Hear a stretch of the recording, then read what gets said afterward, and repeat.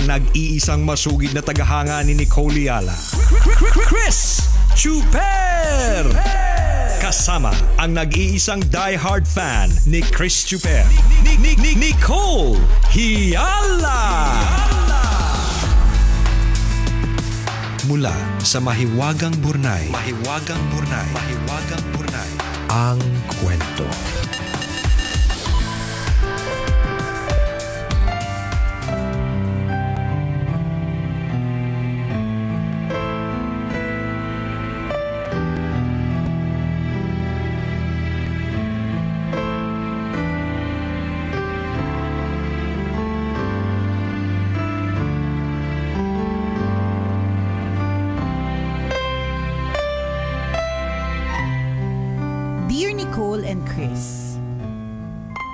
Itago nyo na lang ako sa pangalang MJ. Suki ako ng Mahiwagang Burnay, kaya naman ngayong may kalituhan sa puso at isip ko, nais kong humingi ng payo sa inyo. 9 years ko ng boyfriend si Jigs. Noong 2020, nag-live-in kami kasi malapit yung bahay nila sa trabaho ko at doon sa kanila pwede akong sunduin ng shuttle ng company. Pero ang mas malalim na dahilan, para hindi naman namin mamiss ang isa't isa. Ang hirap kasing lumabas nung lockdown. Kahit magkasama na kami sa iisang bubong, hindi pa din ako maawat sa pagseselos. Yung pinagseselosan ko, yung katrabaho niyang nag-resign na. Pinag-awayan pa namin kasi gustong dumalaw ng babae sa burol ng lola niya. 2 taong pinakiramdaman ni Jigs kung kaya niya pang tiisin ang pagkaselosa ko. Hindi niya na kinaya, kaya nung 2022, nakipag-break siya. Hinabol ko siya kahit alam ko na naghaharutan na sila ng ex-girlfriend niya. Matapos ang ilang buwan ng paghahabol, nagtagumpay ako at naging kami ulit. Pero dahil hindi pa siya healed sa trauma ng pagiging selosa ko, nag-break ulit kami after 6 months. This time around, malayo na yung ex-girlfriend niya na hinaharot niya.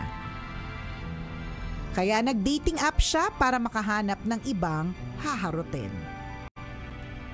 Dahil nakikipagkita na siya sa babaeng nakilala niya sa dating app, sinubukan ko ring mag-entertain na ng ibang guys.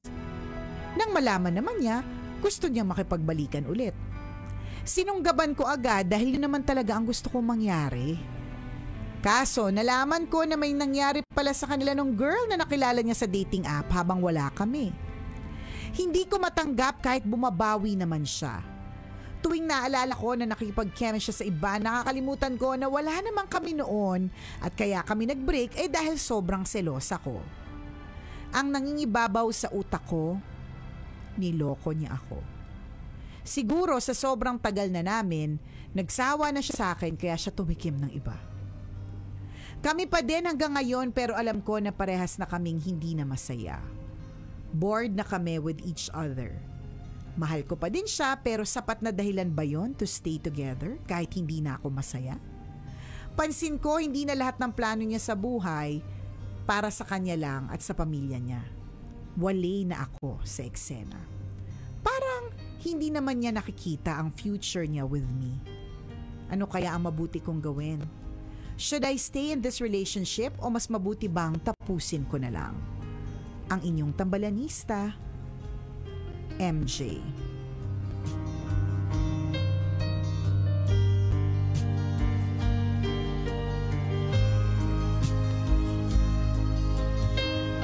Si MJ ang isa sa mga taong alam niya na ang sagot sa mga tanong tinatanong niya pa. 'Di ba? Alam niya na yung sagot sa tanong pero kailangan may mag-validate. Yan. Kailangan may magsabi sa kanya na, oo, tama yung naiisip mo, tama yung nararamdaman mo, ganun. 'Di ba? Kasi obviously, maraming dahilan. Yan. Maraming dahilan para maghiwalay na kayo, hindi ka kasama sa plano niya. Tapos ultimately, hindi na kayo masaya. Diba? Tapos yung thoughts mo are always thoughts of anger, Or kasi naaalala mo lagi yung pagkikeme niya sa iba. Naku, hindi magiging healthy ang relationship kung laging naiisip mo yan, friend. O mga eme sa iba. Ang nakakabaliw pa dito, wala naman kayo nung mga time na nag-emehan, di ba? Alam mo na yung mga sagot, alam mo na yung sagot sa tanong na you really have to let this person go because of a lot of reasons. Kailangan lang talaga may magsabi sa'yo, di ba? Na girl, girl? Decision na girl. Kasi alam mo, pag hindi ka nagdesisyon, nagstay ka lang dyan, edi, may ambag ka dito. Ang ambag mo dito, wag kang umarte na hindi ka masaya. Diba? Wag kang, kasi inaalaw correct, mo kasi inaalaw mo rin nagsistay ka sa relationship tapos nagreklamo ka, ba't hindi ka masaya? Nandiyan kayo pa rin diba? Parang, ano ba MJ ha? Ganito hindi parang ako nakakain Parang ganito yan diba sa inuman, sasabihin mo, ano ba yan? Ang pangit ng lasa ng alak, pero nakadalawang bote na correct, kayo. Correct, di ba? Totoo. Every time na iinom ka, suka ka, pero nakadalawang long neck na kayo. Tama. Nag-order ka pa ng isa, di ba? Pero ayaw mo na, sabi mo sa sarili mo, hindi na uli na to. Ayaw nang uminom. Ano ba, ang pangit ng lasa, nakakasuka. Shot pa nga dyan. Di ba? Ganon Ganyan ka. Yung alam mo na nga, sumusuka ka na.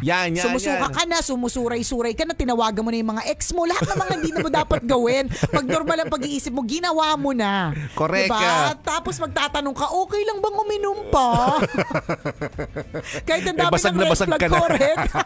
Okay lang ba, inom pa ako? Kahit sa totoo lang, ang dami ng negative na effect sa'yo. Totoo. Parang gano'n din yan yung kainuman mo malakas mamulutan.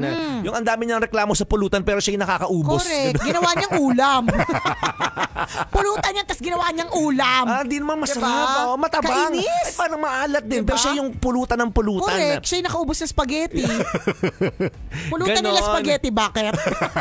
Nangingialam ka. Kaya nagsusuka Kapag suka yung spaghetti bar na paglabas carbonara. Puti na. Alam mo na MJ ang sagot. Obviously, you're not happy. Ang contribution mo sa kwentong ito is you're still staying in that relationship kahit hindi ka happy. Correct. So yun yung ambag mo kasi you allow it to happen. Ganun. Trap ka sa klase ng mindset na hindi ako aalis, kailangan ko ng jowa. Oo, parang mahal ko naman kasi talaga siya naman talagang pinangarap kong jowain, mga ganun. Oo, pero kung hindi ka naman masaya, di ba bakit mo pipilitin ang sarili mo na magstay sa isang sitwasyon na hindi nagbibigay ng happiness sa'yo? Tama. Di ba lagi sinasabi ng tambalan that man's ultimate goal in life is to be happy. Maging happy diba? ka. Sa anumang klase ng ng sitwasyon. Diba? So in this case, hindi ka happy sa relationship mo. Lagi ka pa nag-iisip tungkol sa keme niya sa iba. Paano na lang tayo diba? Dito, friend? Tanungin mo sarili mo, deserve mo ba ang ganitong klase ng relationship? Deserve mo ba yung araw-araw kang stress? Correct. Kasi araw-araw ka nag-iisip ng hindi maganda. Correct. Now, if your answer is no, then alam mo na ang sagot. Hahanap ka ng isang tao o ng isang klase ng relationship na magbibigay sa iyo ng happiness. Tama. And source of inspiration dapat ito. Correct. At hindi source of consumption. Totoo. Kung nako-complicate pala. Parang gano'n, hindi naman nagkakalayo. Ganun yung feeling mo, parang constipated at complicated. Diba yung parang basta, ganun. Ganun yung hindi pakiramdam. masaya. Correct. Alam mo, ulitin ko lang akala lang natin na itong karelasyon natin, siya lang yung pwede magbigay sa atin ng pagmamahal na inaakala nating deserve natin. Oo. Pero ang hindi natin alam, meron pa pala magbibigay na mas matinding pagmamahal. Mas matindi. Oo. Mas bongga. Correct. Mas pangmalakasan na. Ganon. Ganyan. Diba? Akala lang natin hindi rin tayo makaka-move on. Akala lang natin na hindi tayo makaka-move forward sa mga current relationships natin kahit toxic. Correct. Well, tama ka dun sa part na yun. Akala mo lang yun. Pero sa totoo lang, pwede at posible. Totoo Ganyan. yun. So piliin mo yung happiness mo. At alam mo, kung mahal mo din talaga itong jowa mo, gusto mo rin maging happy siya. Parehas na kayo hindi masaya eh. Meron talagang kanya-kanyang chapters. So malamang sa chapter na ito ng buhay nyo, tapos na yan. It's time to tikim-tikim iba. Never say die. Tomorrow is another guy. Huwag titigil hanggat hindi nakakatikim ng iba. Charan. Ganon. Parang dati ako sarap ako sa sa Spanish bread partner. Na parang ito lang talaga yung paborito ito lang yung tinapay, bread na pwede. Ang Oo. pinakamasarap na bread ever. Totoo yan. Kaso nakatikim ng panderegla. Yan. Ayoko na pala ng Spanish bread. Mas masarap pa yung panderegla. At ang daming options. Ang dami palang tinapay sa estante na hindi mo lang nakikita. Tama. Kasi na-stuck ka doon sa paborito mong Spanish bread. Ngayon, hindi Spanish bread yung binabaon ko, puro biskotso. Yan. Ganun. Pag pumunta ako ng mall, hinahanap ko yung may, sa ibabaw, may floss. Oo, Ganon. floss. So, diba? Gusto talaga ni partner yun, yung may mga tinga sa ibabaw. Gusto niya pa Lagi yung ako may baong spicy, floss. correct. Oo, yung floss, ang sarap Diba? nun. Tapos iba pa yung Danish, ham and cheese. Iba pa yung, ang feeling ay nasa loob sa yung merong budbud sa ibabaw. Oo. Diba? At pag na-realize mo, ang saya pala, no? Oo. Bakit ko pipiliting ma-stuck sa isa? Ay naku, partner. Yung mga bakery na gumagawa ng Spanish bread left the group. Sarap. Hindi, pero, di ba, Ganon. totoo naman. Kaya naman, pag sa bakery, madaming options. Oo. Di ba? Kasi kanya-kanyang panlasa. So, akala mo lang, Spanish bread lang ang masarap. Di ba? Pero ang hindi mo alam, ang dami palang pwedeng explore na masasaya ka pa pala. Totoo. Pero hindi naman namin sinasabing tikman mo lahat, di ba? Oo, hindi naman. Next week, tikman ko Arabo, di ba? Next week, tikman ko Indian. Well, ganon. ikaw nasa sayo naman yan. hindi ka naman namin na pipigilan. Pero syempre, mukha ka namang a person who is into long-term relationships. Yan. So, hindi mo hahayaan na iba-iba yung partners mo. Totoo. So, ang importanticious lang din, i-let it go mo na kung alam mo naman sa sarili mo na masakit na siya sa ulo at hindi na kayo masaya. Totoo yun. Ganun. Dapat masaya ka. Pag pumapasok ka sa isang relasyon, Oo, dapat inspired masaya ka. Although, hindi naman talaga laging masaya ha. Wag yung nagsabing masaya ang relationship nako, mga ano po sila, mga sinungaling at kalahati. Isang kilot, May isang tawad, guhit. may tawad. Isang kilot, isang guhit na sinungaling, Ayan, diba? dahil ang totoo, it's not always a bed of roses, Oo. diba? Pero, alam mo naman kung kaya ko pang tiisin kasi mahal ko siya sa may pinagdadaanan lang kasi kami, may pagsubok kami kaya hindi ko pa to i-give up. Sa talagang talamak na hindi na kayo masaya parehas. Correct. Diba? Malalaman mo yan. Pero kaya saludo din ako doon sa mga kaibigan ko, mas pinipili nilang single eh. May mas mga masaya ganon. daw. May mga ganon. Hindi naman Correct din natin sila masisisi. Kung yun ang trip niya, ayaw nila ng sakit sa ulo, di ba? Oo. Masakit kasi sa ulo yan. Alam Which is mo, totoo din naman. you don't believe everything that you see on social media. Hindi po porke parang ang saya-saya ng pamilya nila at sweet-sweetan ang sila. sweet-sweet na mga magjowang yan ay tunay na lagi silang ganyan. Ay, Diba? sabi ko siya, may kakilala akong ganyan. ano naman Kausap yung- ko lang kahapon Ano nangyari sa kausap mo kahapon? Kausap ko lang kahapon Ano daw? Sabi niya, ay, nung isang araw nagpost sila na mag-asawa. Sweet. Ayan. Tapos Tapos. block ko na. Tapos. Tapos tumawag kahapon. Nag-iiyak. Akala ko, sweet nyo kahapon. Yan. Ay, huwag ka maniwala. Peke yun. Diba? Totoo. Huwag ka maniwala. Diba? Kunyari, nakita, ba't ka nandito ngayon? Nakita ko nasa Batanes ka ha. Last year pa yun eh. Diba? Ibig sabihin, Mga ganong kwento. ganon, you don't believe everything that you see on social media. So kung Correct. di porke mukhang sweet-sweetan, tunay na sweet yan. So ang point lang natin kay MJ, minsan may ganon tayong feeling na, hindi, mag-hold on tayo kahit masakit sa ulo. Mag-hold on Masabi tayo lang na may jowa ka. kahit hindi na talaga kami masaya, kahit talagang puro katoksikan na. Hold on lang tayo, ganyan. Kasi mas masaya tingnan sa social media. Hindi. 'Di ba? Ultimately, ang reality yung kailangan po nating intindihan. At ang realidad, hindi na kayo masaya. Ito pero ang mga masaya na nakatutok sa atin, yung mga kabisyo tambalanisa natin sa Pasig Mega Market. Uy! Hello po sa inyo, lalong-lalo na kay Ate Renz. Hello din sa ating loves na si Mama Weng ng Princess and Brown Furniture na kanina dineliver na nila yung pasofa dun sa isang tsuper na maswerteng sumali sa ating Feel Good Drive-Thru. Congratulations. Ang bongga naman. Ang bongga ng May pasofa. At kasama niya rin ang kanyang mga drivers, sina Eric Macapagal, si Mark Angelo Saba, ang kanyang helper na si Alvin Devaras, videographer taray na si Rodman Nicole Pacardo, and kay Jansen. Ingat kayo sa inyong biyahe. Dapat sa'yo, tawag ng Madam Weng. Madam Weng, di ba? Pangmalakasan eh. Correct. Ilan ang drivers na kasama? 2. Tapos may helper at may videographer.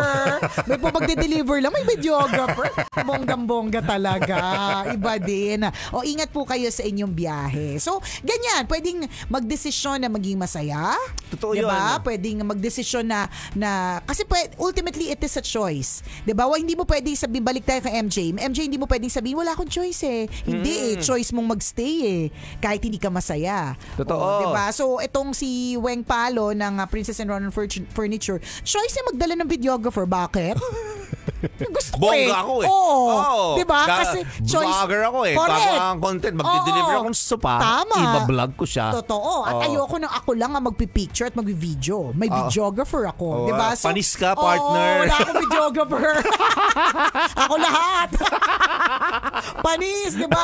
Syempre, Madam Weng yan, diba? Hindi, pero ganun, there's always a choice. Totoo yan. And in this life, mga kaibigan, tayo bilang tayo, we should always prioritize happiness. Yes. If you're not happy, don't do it. Wag na. Yun lang yun. Wag mo nang ituloy, 'di ba? Correct. Malalaman mo naman actually kung may pag-asa pa eh. Kasi ulitin lang natin, hindi naman laging kasi baka ang isipin mo, hindi na ako happy, so wag na ganyan. Hindi malalaman, may mga malalaman mo rin naman talaga kung dapat pang ipaglaban. Totoo. Versus wala na talaga itong pag-asa. Because correct. It's not always happy when you are in a relationship. Kaya kung papasok ka sa relasyon, tapos ang intention mo maging masaya lang, ay good luck, wag ka nang pumasok. Walang ganon. Manood ka ng K-pop. Oo, correct. Manood ka ng K-drama, diyan ka lang. Diba? Diyan ka sa ilusyon. Sa K-drama lang nangyayari yan. Diba? Hindi ganun masyado sa totoong buhay. Ang sa amin, ang feeling lang namin dito kay MJ, maaring mali kami, 'di ba? Ang feeling lang namin dito sa kwento ni MJ, mukhang wala nang pag-asa, 'di ba? Pero ikaw din MJ ang makakasabi niyan kung wala na talagang pag-asa or this is just a phase that you're going through. Good luck sa iyo. Ang daming eksena kapag ka may relasyon. Alam mo na yung sagot. Carry boom boom mo na yan. Nandito lang kami para sigundahan yung opinion mo. Correct. O yung nararamdaman mo. At hindi masama na walang jowa Oo. Okay lang yun okay lang na ang walang jowa. Kailangan correct. pa bang i-memorize yan? Basic. Muli ako po si Nicole Yala. At ako naman si Cambio King Chris Chuper. Na nagpapaalala, walang matatag na relasyon sa malanding may determinasyon. Yun! This portion was brought. Nasanay tayo na mas naiinggit tayo sa mga taong may jowa. Tingnan mo, di ba kaya nga minsan nabubuo yung peer pressure na tinatawag? Kasi kunyari sa isang grupo, sa magtotropa, tapos lahat kayo,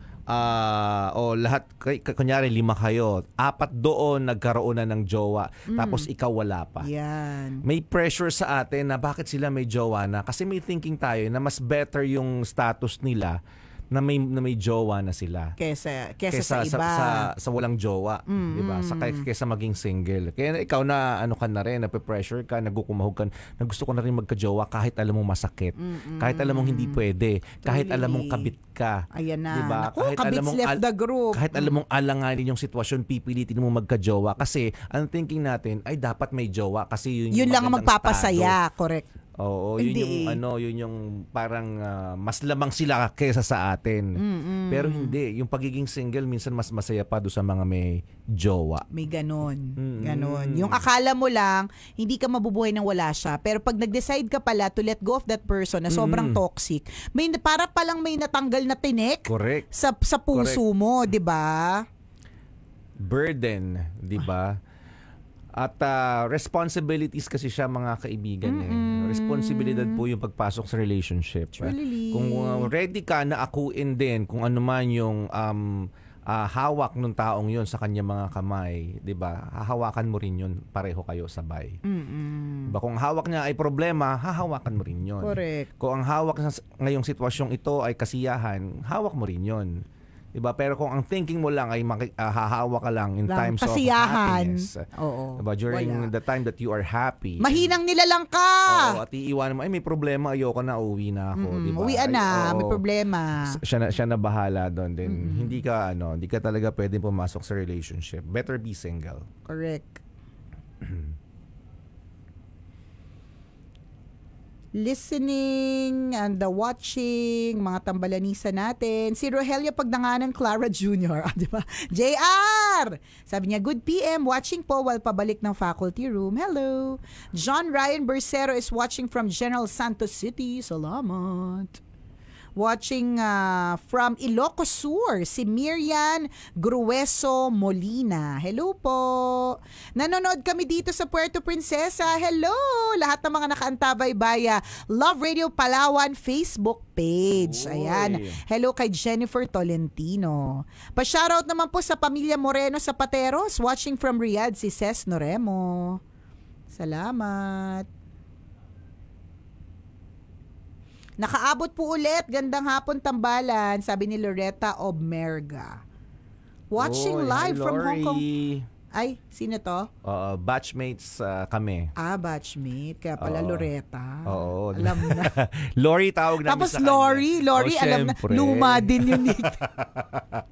Lori. Isip ka doon ng bagong pangalan, Loretta. Oo, Loretta. Kasi meron din akong kaklase na Loreto Oo. Lurs. Dapat Lurs. Ganun.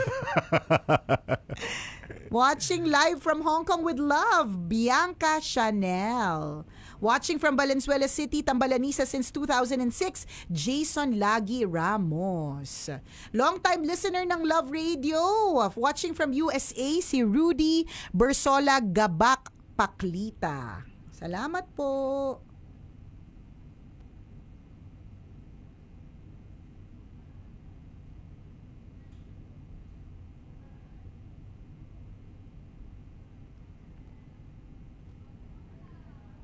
Angus Dranreb is watching from Nueva Ecija. Hello kay Juanita Reyes and Emily Aparajedo. Salamat. Renan Razon, pa-shoutout daw sa Simon family or Simon family. Hello. Hello. Morning. Ay, morning. Magandang hapon. Emily Villacruzis Aparejado. Yan, nanonood sa atin sa Pasig. Watching kahit nasa NKTI, si Marjorie Shaquille Kapate. Elizabeth Cruz is watching from Katarman, Northern Samar.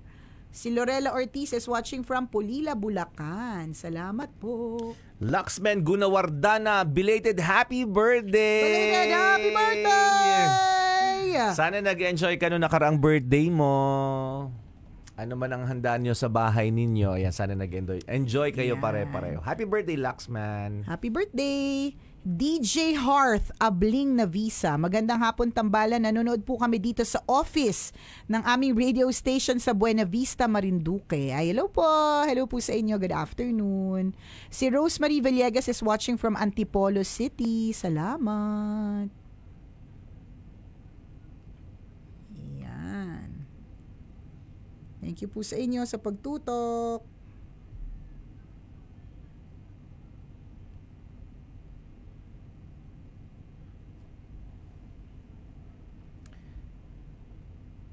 Vince Tabukol, nanonood sa atin from Isabela.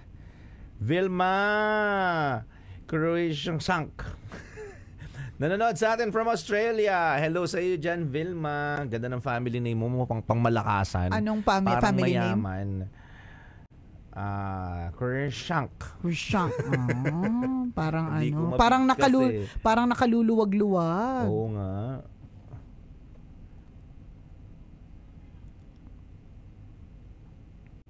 Cruikshank. Ano pangalan? Cruikshank. Oo.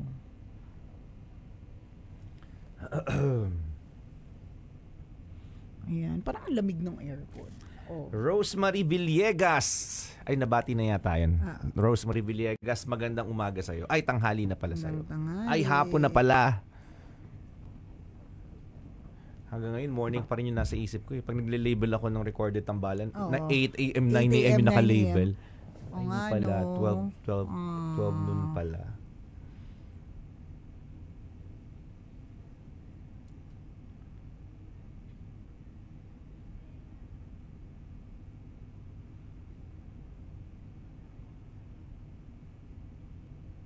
AC Vergara, shout out daw sa pinsan niyang nagtitinda ng halo-halo at fishball.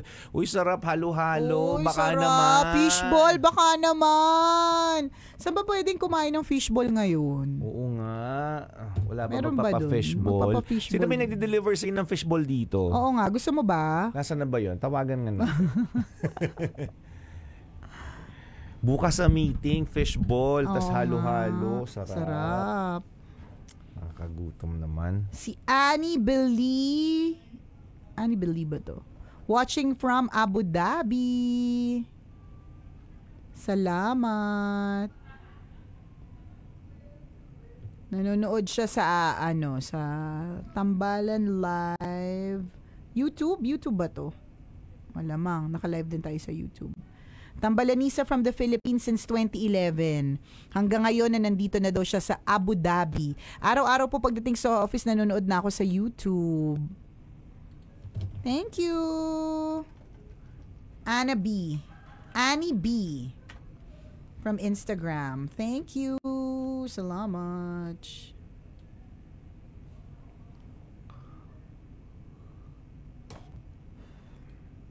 Okidoks.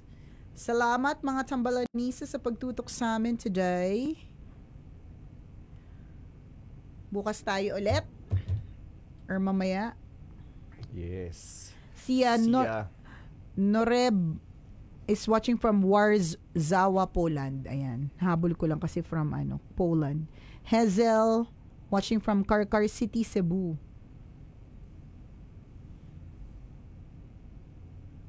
Ayan. Okay?